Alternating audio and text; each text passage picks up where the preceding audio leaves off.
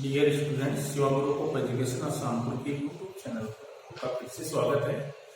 Last video में हमने 5.2 जो एक्सरसाइज थी हमारी inverse matrix and linear equation, इसके क्वेश्चन किए थे।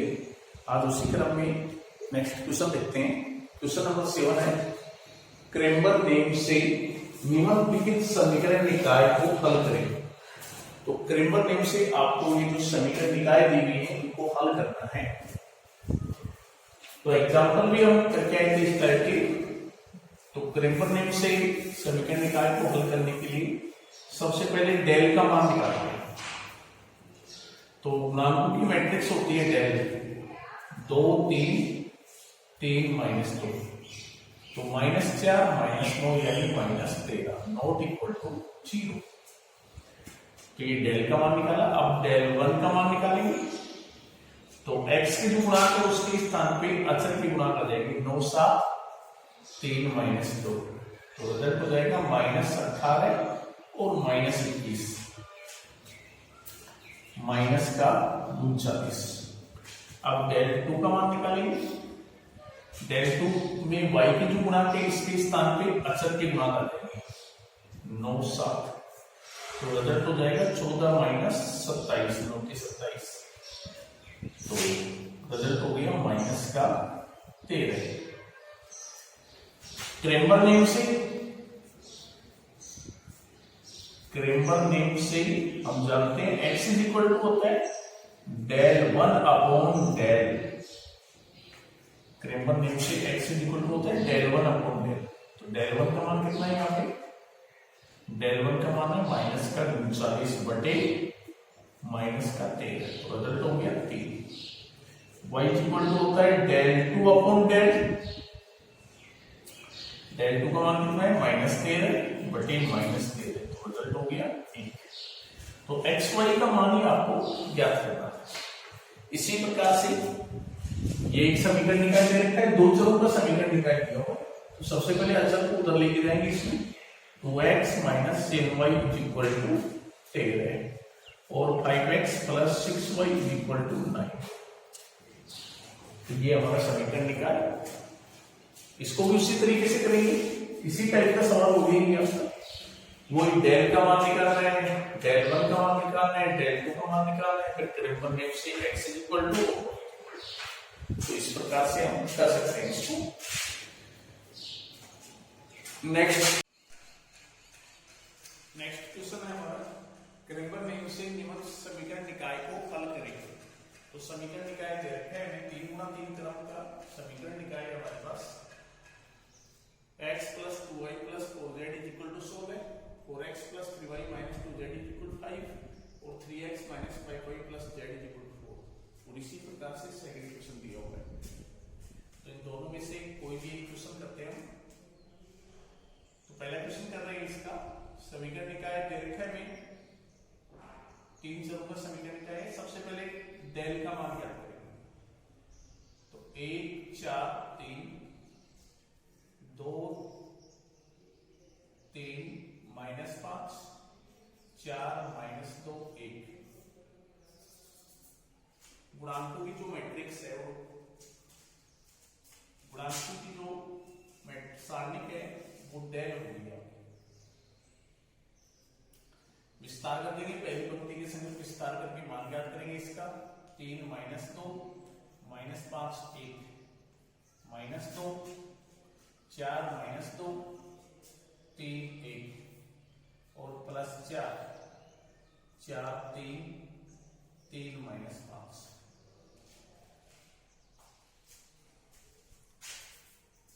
तो इसका मान हो जाएगा 3 + -10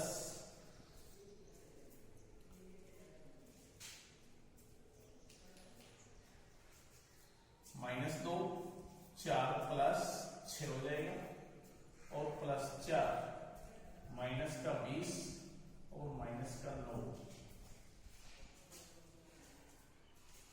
तो इसका मान आ गया -7 -20 और माइनस का ही हो जाएगा आपका 29 और 4 से गुणा करेंगे इसको तो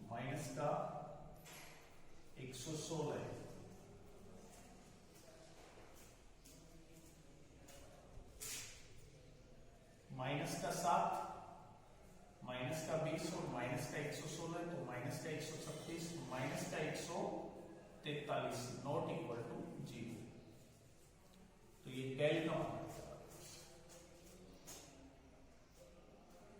जो डेल सारणिक हमें दी हुई है, ज्ञात बनाई है हमने, जो इनके जो गुणांक एक्स वाई जेड के जो गुणांक थे उनसे हमने डेल सारणी बनाई। 1 2 4 4 3 माइनस 2 3 माइनस 5 1, और इसका पहली पंक्ति के संगत विस्तार कर दिया। ये एलिमेंट लिया, ये अवयव जिस पंक्ति इस स्तंभ में मौजूद है उसको छोड़ दिया, तो क्या रिजल्ट मिला हमारा?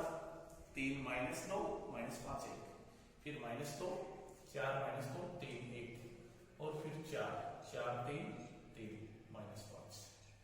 तो ये हो गया 3 माइनस 10 हो जाएगा, माइनस 2 4 प्लस 6 हो जाएगा, और प्लस 4 माइनस का 20 और माइनस का 9 माइनस का 29, तो माइनस का 143 माना है ये हमारे पास डेल। अब हम डेल 1 का मान निकालें। डेल 1 एक सारणिक होगा 3 गुणा 3 क्रम का। इसमें जो x के जो गुणांक है उसके स्थान पे अचर की गुणा कर देंगे, तो 16 5 4, फिर 2 3 माइनस 5 और 4 माइनस 2 1। ये हमारी डेल 1 सारणी। विस्तार करेंगे इसका, वही पहली पंक्ति के संगत 16, इसका मल्टीप्लाई इससे करेंगे तो ये हो जाएगा आपका 3 माइनस 10 यानी माइनस का 7 हो जाएगा, माइनस 2 प्लस का 5 और ये प्लस का 8 हो जाएगा 13, और प्लस 4, तो ये हो जाएगा आपका माइनस का 25 और माइनस का 12, तो माइनस का 37, माइनस का 25 और माइनस का 12।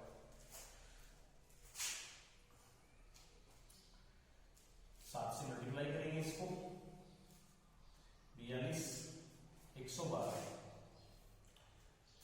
माइनस का 26, ये माइनस का 112, माइनस का 26 और 37 से मल्टीप्लाई करेंगे इसको, माइनस 728 2 12 2 14 148।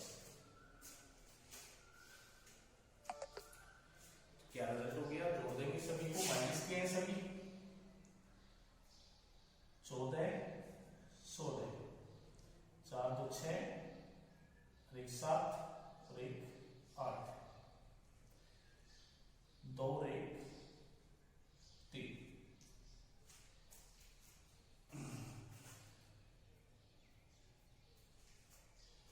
286। इनका योग कर दिया हमने, माइनस का 286, इसके वैल्यू आ गई, डेल 1 की वैल्यू आ गई। अब इसी प्रकार से हम डेल 2 का मान निकालेंगे। डेल 2 सारणी, तो y की जो गुणांक है उसके स्थान पे अचर के मान आ जाएंगे। x के गुणांक 1 4 3, y के गुणांक 16 5 4 और z के हो जाएंगे 4 माइनस 2 1। वही पहली पंक्ति के संगत विस्तार करेंगे इसका, 1 5 माइनस 2 4 1 माइनस 16, तो ये हो जाएगा 4 माइनस 2 3 1 और प्लस 4 4 5 3 4, 5 प्लस 8 हो जाएगा, माइनस 16, 4 प्लस 6 हो जाएगी और प्लस 4, 16 माइनस 15।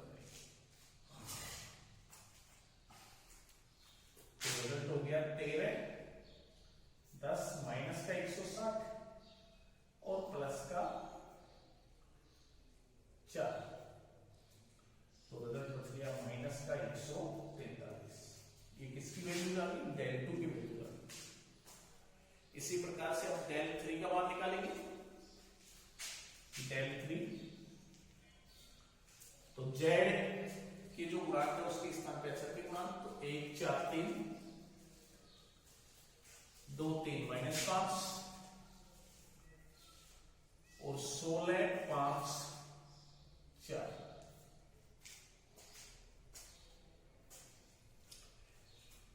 इस सारणी का विस्तार करेंगे। 1 3 5 -5 4 -2 4 5 3 4 और +16 4 3 3 -5। तो ये हो जाएगा 12 + 25 12 + 25 -2 16 -15 और +16 -20 -9।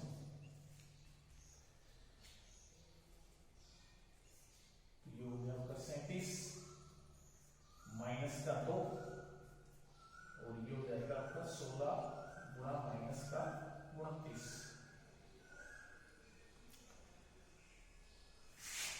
तो ये हो जाएगा 144 और 16 दूनी 32 और 14 46 माइनस का 464। तो रिजल्ट हो गया हमारे पास 37 - 466।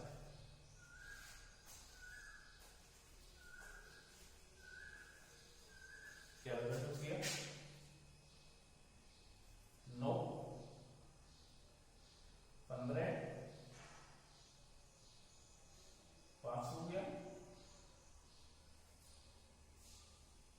और ये बच गया आपका 429 माइनस का 429 नॉट इक्वल टू 0। del 3 की वैल्यू है।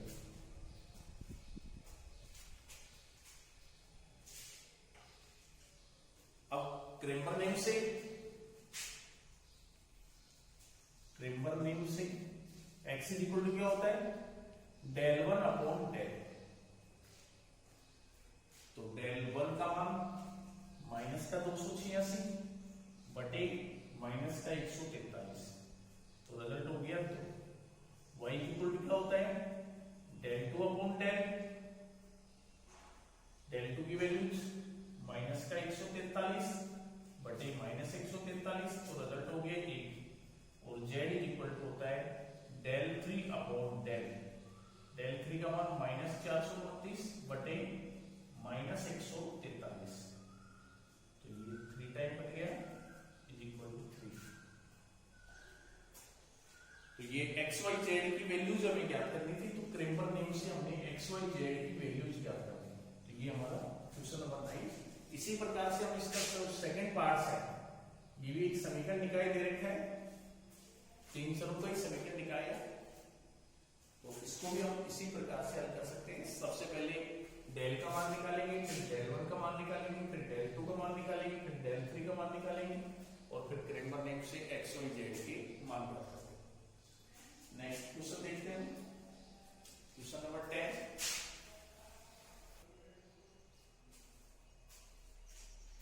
देखिए नेक्स्ट क्वेश्चन, सारणी की सहायता से निम्न समीकरण निकाय को हल करें।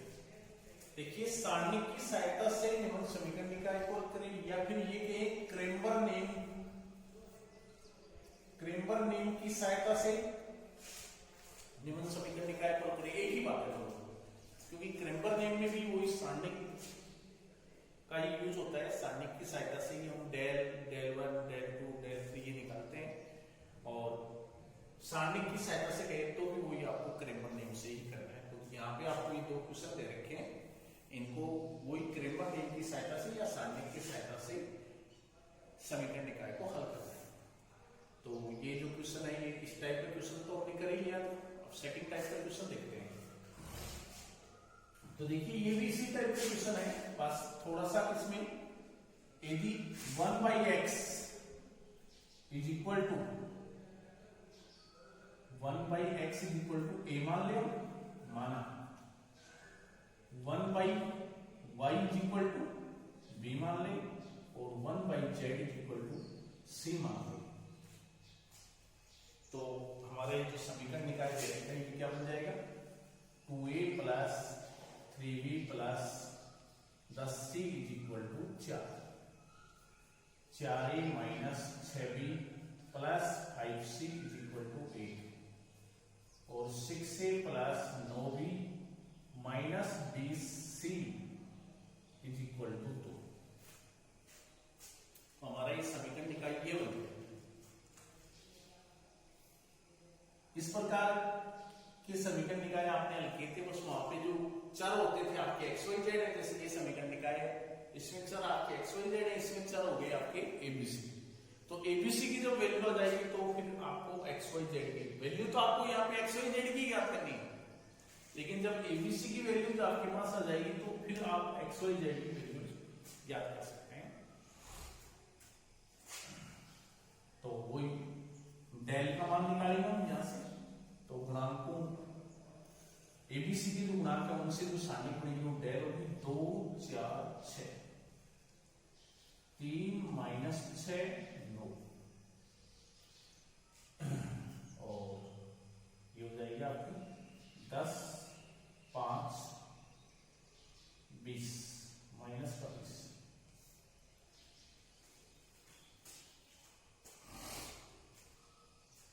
वही पहले पंक्ति के संगत इसका विस्तार कर देंगे।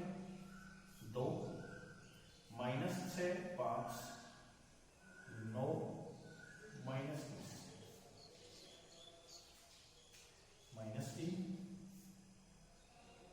4 5 6 माइनस 20 और प्लस 10 4 6 6। तो रिजल्ट हो गई आपका 120 प्लस का 120 और माइनस का 45, प्लस का 120 और माइनस का 45, माइनस 3 माइनस का 80 और माइनस का 30 और प्लस का 10, 36 और प्लस 36।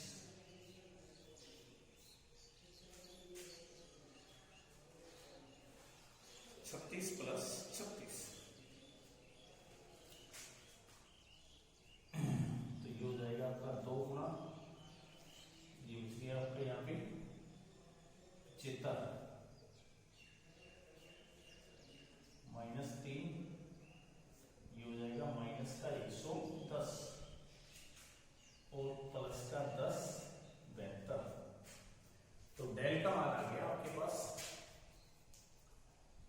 डेल इक्वल टू 150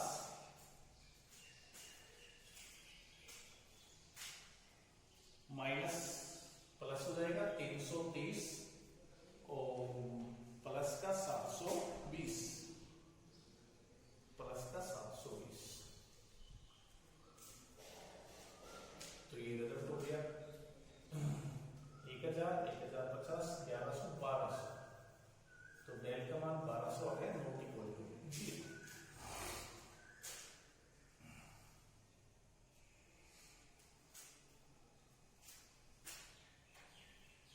अब हम डेल 1 का मान निकालेंगे। डेल 1, तो डेल 1 का मान वही एक की जो गुणांक है उसके स्थान पे अचर के गुणांक आ जाएंगे। 4 1 2 3 माइनस 6 9 और 10 5 माइनस 20।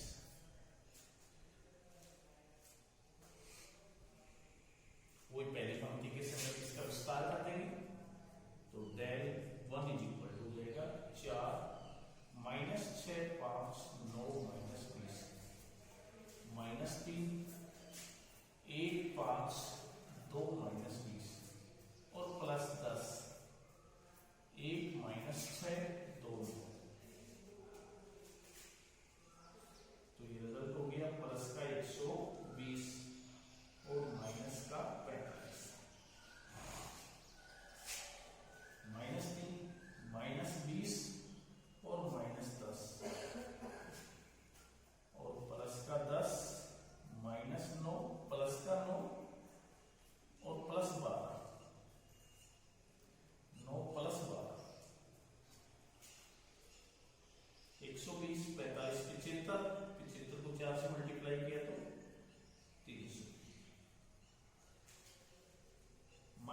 36 और ये प्लस का नंबर हो जाएगा और ये हो जाएगा 21 प्लस का 210। तो ये हो जाएगा आपका 300 300 600 नॉट इक्वल टू 0। इसका मान आ गया del 1 का मान। अब हम del 2 का मान निकालेंगे। del 2 तो वही b की जो गुणा को उसके स्थान पे अचर की गुणा कर देंगे। तो 2 4 6 2 4 6 4 1 2 और 10 5 माइनस 20 10 5 माइनस 20। कोई पहली पंक्ति के संगत विस्तार कर देंगे हम इसका। del 2 2 1 5 2 minus 20 1 5 2 minus 20 minus 4 4 5 6 minus 20 और प्लस 10 4 1 6।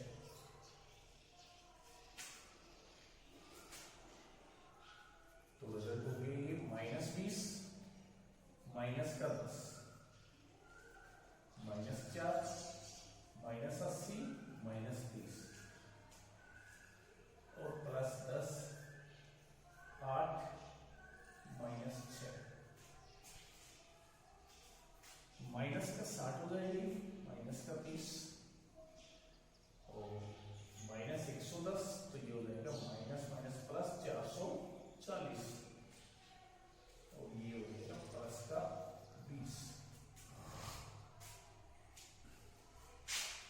तो रिजल्ट हो गया ये हमारे पास 400। ये del 2 का मान आ गया नॉट इक्वल टू 0। अब हम del 3 का मान निकालेंगे। del 3 जो सारणिक होगी वो क्या होगी? c के जो गुणांक है उनकी जगह अचर के गुणांक आ जाएंगे। तो 2 4 6 3 माइनस 6 9 और 4 1 वही पहली पंक्ति के संगत विस्तार कर दिया।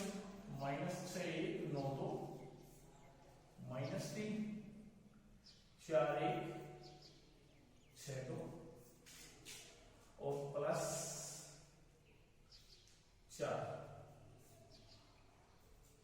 तो 4 माइनस 6 6।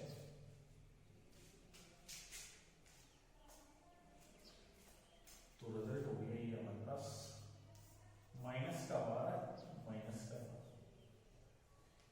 का 12 माइनस का 9 माइनस 3 8 माइनस 6 और प्लस 4 36 प्लस 36। तो ये हो गई 21 माइनस का 42 2 माइनस का 6 और ये 72 को 4 से मल्टीप्लाई करेंगे तो 728 288।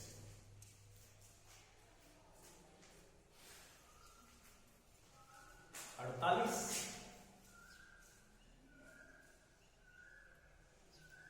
माइनस का 48 ये 288। तो del 3 का मान कितना आ गया आपके पास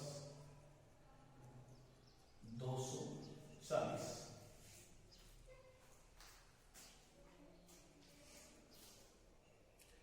तो del 3 का मान आ गया 240 नॉट इक्वल टू 0। ये हमने del 1 del 2 del 3 सभी की वैल्यू निकाल ली है क्रेमर नियम से। तो क्रेमर नियम से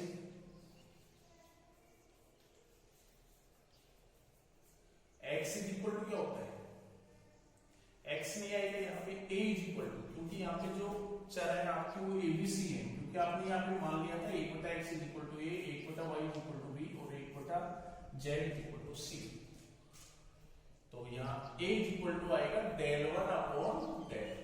तो del 1 का मान कितना है 600 बटे del का मान कितना है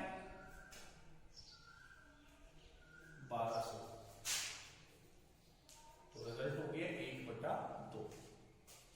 इसका मान हो गया ये a का मान 1/3 और 1 को हमने क्या माना है 1/x, तो 1/x इज इक्वल टू 1/2, तो यहां से x इज इक्वल टू क्या हो गया 2, तो ये x का मान आपको यहां से x का मान याद करना था।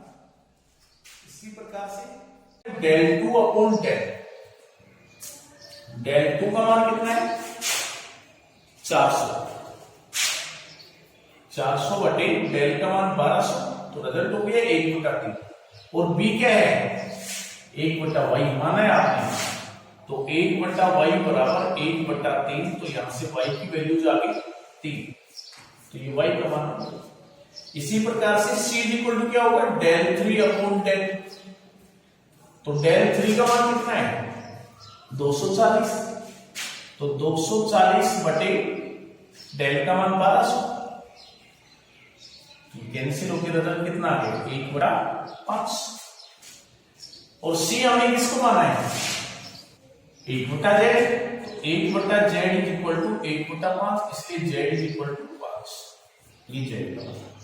इस ये जो आपका सेकंड था इसका, उसमें x y z की वैल्यू हमें ज्ञात करनी थी, सारणिक की सहायता से कह दो या फ्रेमवर्क नेम की सहायता से कह दो, तो z की वैल्यू ज्ञात होगी।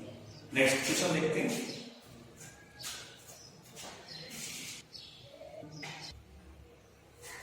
नेक्स्ट क्वेश्चन है क्वेश्चन नंबर 11, आव्यूह विधि से निम्न समीकरण निकाय को हल करें।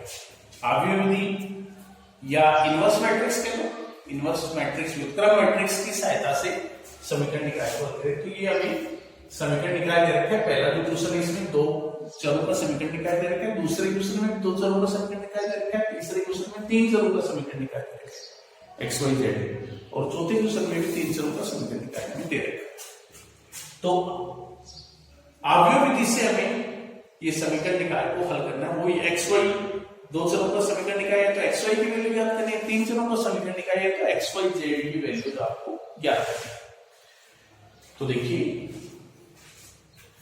सबसे पहले ये जो समीकरण निकाय दे रखे हैं इसको मैट्रिक्स फॉर्म में लिखेंगे, तो समीकरण निकाय को मैट्रिक्स फॉर्म में लिखने पर समीकरण निकाय को मैट्रिक्स फॉर्म में लिख रहे हैं, इसको गुणांक 2 - 1 3 4 matrix xy is equal to -2 3 अचर मैट्रिक्स।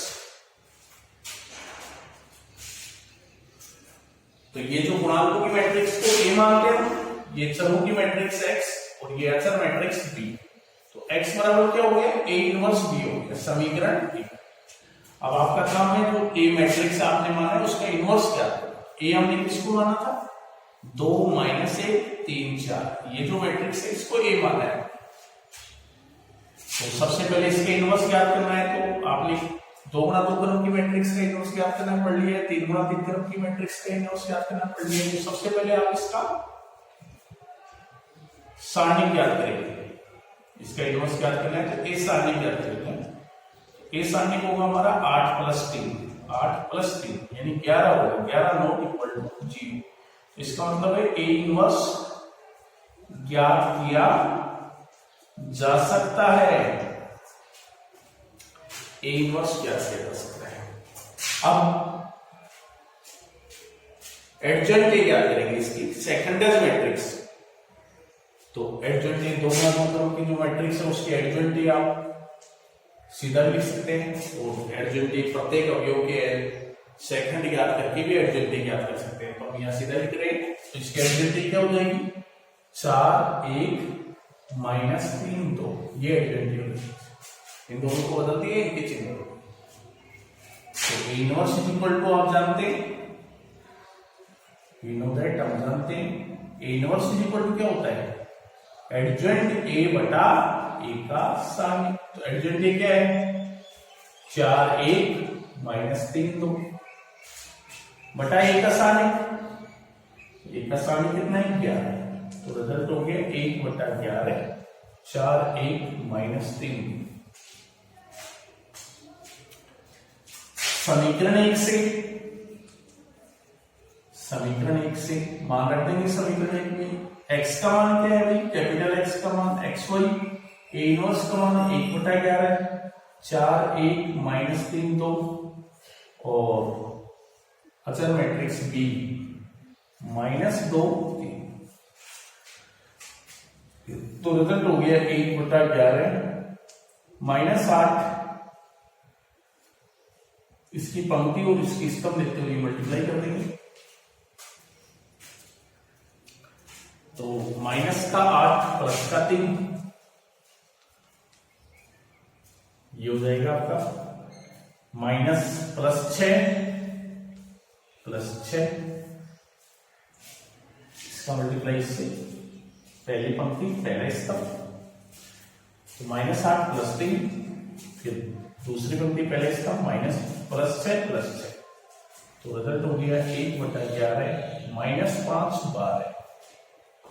तो x y हो गया हमारे पास ये 11 का प्रत्येक अवयव 12 का -5/11 और 12/11। ये दोनों समान मैट्रिक्स, और दो मैट्रिक्स जब समान मैट्रिक्स होती हैं तो संगत अवयव तो x आ जाएगा -5/11 और y हो जाएगा 12/11। ये x y का मान ही आपको ज्ञात करना। तो ये दो चरों वाली समीकरण निकाय था जिसको हमने आव्यूह विधि से हल किया। क्रेमर ने इससे पहले हल करके आए थे, अब हम आव्यूह विधि से हल कर रहे हैं इनवर्स मैट्रिक्स की सहायता से। तो ऐसा ही सवाल आपका ये सेकंड है, ये भी दो चरों का ही समीकरण निकाय है। नेक्स्ट क्वेश्चन जो है वो 3 चरों का समीकरण निकाय है। तो देखिए इसको देखते हैं। x + y - z = 1 और 3x + y - 2z = 3 और x - y - z = -1। ये 3 चरों का समीकरण निकाय है और इसे आव्यूह विधि से हमें हल करना है। तो सबसे पहले समीकरण निकाय को मैट्रिक्स फॉर्म में लिखने का, तो समीकरण निकाय को मैट्रिक्स फॉर्म में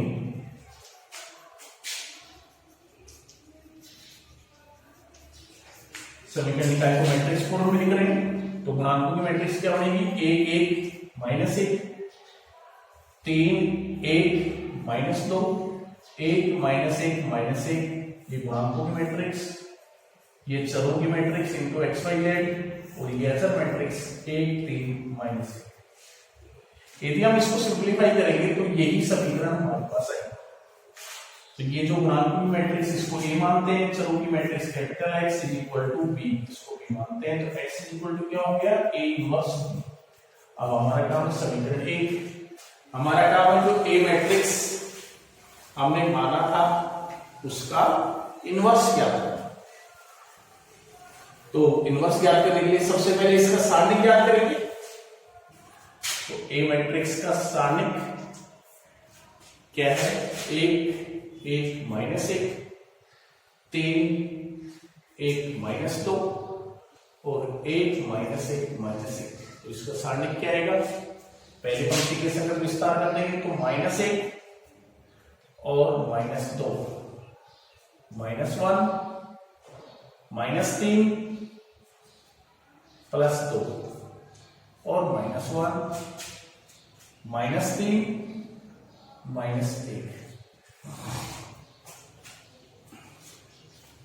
तो ये हो जाएगा आपका -3, ये -1 +1 हो जाएगा और ये -4 +4 हो जाएगा। तो रिजल्ट हो गया हमारे पास 5 ≠ 0। सॉरी, रिजल्ट हो गया हमारे पास 5 - 3 यानी 2 ≠ 0। तो कह सकते हैं हम A इनवर्स ज्ञात किया जा सकता है या A इनवर्स का अस्तित्व होगा। अब हमें ये जो मैट्रिक्स A है इसका एडजेंट सेकंडरी मैट्रिक्स ज्ञात करना है। तो प्रत्येक अवयव का सेकंड ज्ञात करके और सेकंडरी मैट्रिक्स ज्ञात करेंगे, यानी F11 यानी A11 अवयव का सेकंड। तो A11 अवयव का सेकंड होगा 1 - 2 -1 तो रिजल्ट हो जाएगा -1 -2 यानी -3। A12 माइनस का चिन्ह आएगा, पंक्ति और स्तंभ का योग विषम है। A12 अवयव का सेकंड होगा 3 - 2 1 तो रिजल्ट हो जाएगा ये -3 + 2 तो रिजल्ट हो गया 1। A13 यानी A13 अवयव का सेकंड क्या हो जाएगा 3 1 तो ये रिजल्ट हो गया हमारे पास -3 -1 यानी -4। A21 अवयव का सेकंड तो ये रिजल्ट हो जाएगा 1 -1 और माइनस का भी चिन्ह आएगा, पंक्ति और स्तंभ का योग विषम है तो ये रिजल्ट हो जाएगा हमारे पास -1 और ये भी -1 यानी +2। A22 यानी A22 अवयव का सेकंड तो 1 - 1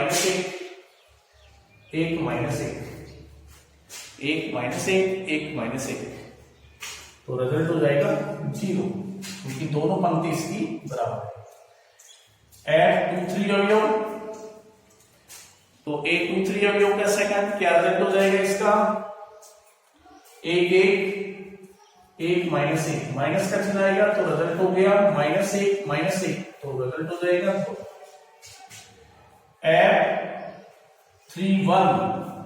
A31 अवयव का सेकंड 1 - 2 A31 अवयव का सेकंड हो गया 1 - 2 तो रिजल्ट हो जाएगा -2 + 1 यानी -1 और A32 यानी A32 अवयव का सेकंड 1 - 1 3 - 2 माइनस का चिन्ह तो रिजल्ट हो गया -2 + 3 यानी -1 और A33 यानी A33 अवयव का सेकंड 1 3 यानी 1 - 3 यानी माइनस। ये हमने प्रत्येक अवयव के सेकंड याद कर लिए। अब इसके एडजेंटिव लिख देंगे। सेकंड से बनी मैट्रिक्स का ट्रांसपोज तो सेकंड से बनी मैट्रिक्स क्या होगी -3 -3 1 -4 2 0 2 -1 -2 तो एडजेंटिव हो जाएगी हमारे पास -3 1 -4 2 0 2 -1 -2 ये एडजेंटिव। अब हम A इनवर्स याद करेंगे। वी नो दैट हम जानते हैं A इनवर्स इक्वल टू क्या होता है A इनवर्स इक्वल टू होता है एडजेंटिव बटा A का सारणिक। तो A इनवर्स इक्वल टू हो गया एडजेंटिव हमने याद कर लिया है -3 2 -1 1 0 -1 -4 2 -2 बटा A का सारणिक 2।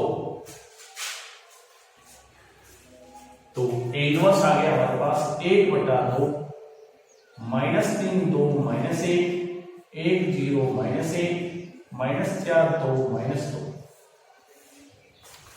अब हम समीकरण 1 से समीकरण 1 के अंदर मान रख देंगे। तो x का मान क्या है xy है। A इनवर्स का मान हमने निकाल ही लिया 1/2 मैट्रिक्स -3 2 -1 1 0 -1 -4 2 -2 और B मैट्रिक्स 1 3 -1 1 3 -1 इन दोनों को गुणा करेंगे इसकी पंक्ति और इसके स्तंभ लेते हुए तो रिजल्ट हो जाएगा 1/2 ये ऐसे कैसे -3 +6 और +1 माइनस का 3 प्लस का 6 प्लस का 1, ये हो जाएगा 1, 0 से मल्टीप्लाई करेंगे 0 प्लस 1। तीसरी पंक्ति, पहले इसका मल्टीप्लाई करेंगे इसको, माइनस का 4 प्लस का 6 प्लस का 2, ये रिजल्ट हो गया हमारा x y z is equal to 1/2, 7 minus 3 4, 2 और 8 4। This implies x y z is equal to, matrix आ गई हमारी, ये 1/2 प्रत्येक अवयव के अंदर भाग लगेगा इसका 2 का, तो 2 1 2, ये दोनों समान मैट्रिक्स, तो संगत अवयव के बराबर होगा, तो x is equal to 2, y is equal to 1 और z इज इक्वल टू 2। ये x y z की वैल्यू भी आपको ज्ञात करनी है। तो ये आपका अवयवी इनवर्स मैट्रिक्स की सहायता से 3 चरों वाली कोई समीकरण निकाय में दी हुई थी, उसको हमने हल किया। इसी प्रकार से हमारा ये जो है ये भी 3 चरों का समीकरण निकाय है, अवयव विधि से हमें इसको हल करना है, जैसे हमने पार्ट 3 किया था उसी प्रकार से हम पार्ट 4 कर सकते हैं। धन्यवाद।